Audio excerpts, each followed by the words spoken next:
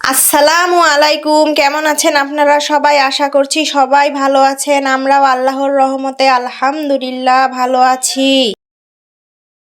সকালে নাস্তার জন্য রুটি বানিয়েছি। রাতে সবজি ছিল, সেই সবজি দিয়ে রুটি খেয়ে নেব। আব্দুল্লাহ উঠে পড়েছে, ওকে ব্রাশ দিয়েছি, ও ব্রাশ করতেছে। আমি চা বসিয়ে দিয়েছি, চা হয়ে গেলে চা খেয়ে নিব। তারপর রুমগুলো ঝাড়ু দিয়ে দিয়েছি, রুমগুলো পরিষ্কার করেছি, বিছানাপাতি ঝেড়েছি, সব কাজ ওকে করেছি। এখন দুপুরের রান্নার জন্য কাটাকাটি করার জন্য বসে পড়েছি। আজকে আলু বেগুনের টক ঝাল রান্না করব। ভীষণ মজা লাগে এই তরকারিটা খেতে।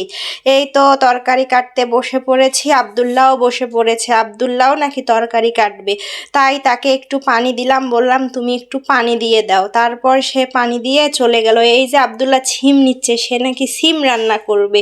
যাই হোক, আমার কাটাকাটিগুলো আমি করে নেই, তারপর রান্না বসিয়ে দিব। সিম আলুগুলো ধুয়ে নিচ্ছি। সিম আলু ভাজি করার জন্য কড়াইয়ের মধ্যে পেঁয়াজ রসুন মরিচ দিয়ে তেল দিয়ে ভালো করে ভেজে নিয়েছি। এই তো সব কিছু দিয়ে ভালো করে নেড়ে ঢেকে দিব। তারপর এখানে সিম ভাজিটা হতে থাক, আমি ওইদিকে গিয়ে কাপড়গুলো ধুয়ে দিয়ে আসি। কাপড় ধোয়া শেষ হয়েছে, তারপর সিম ভাজি হয়ে গেছে, সিম ভাজিটা নামিয়ে রেখেছি। এখন মাছগুলো লবণ দিয়ে ভালো করে পরিষ্কার করে নিচ্ছি। মাছের মধ্যে লবণ হলুদ মরিচের গুঁড়া দিয়ে মেখে রেখেছি। এখন এই তো তেলের মধ্যে ভেজে নিব। এই তো মাছগুলো ভাজা হয়ে গেছে। এখন মাছগুলো রান্না করার জন্য সব মশলাগুলো কষিয়ে নিয়েছি। মশলা কষানো হয়ে গেছে, সেখানে মাছগুলো দিয়ে দিয়েছি, একটু পানি দিয়ে নেড়ে ঢেকে দিয়েছি। মাছ হয়ে গেছে, মাছ নামিয়ে রেখে আলু বেগুনগুলো ভালো করে ধুয়ে নেব। কড়াইয়ের মধ্যে সব কিছু দিয়ে আলু বেগুনগুলো দিয়ে ভালো করে কষিয়ে নিব। এর ফাঁকে কাপড়গুলো বাহিরে মেলে দিয়ে এসেছি।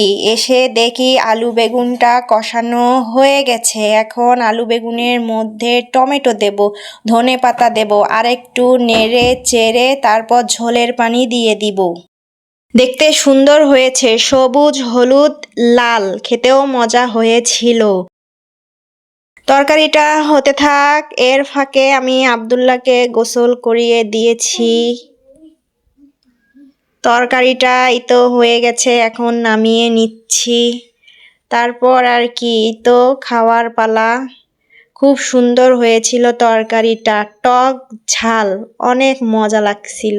টমেটো বেশি দেওয়ার কারণে টক হয়েছিল, আর আমি ইচ্ছা করে একটু ঝাল বেশি দিয়েছি। খুব মজা লাগতেছিল। আপনারা সবাই ভালো থাকবেন, সুস্থ থাকবেন, লাইক করবেন, কমেন্ট করবেন, আর হ্যাঁ, সাবস্ক্রাইব করবেন। আল্লাহ হাফেজ। আসসালামু আলাইকুম।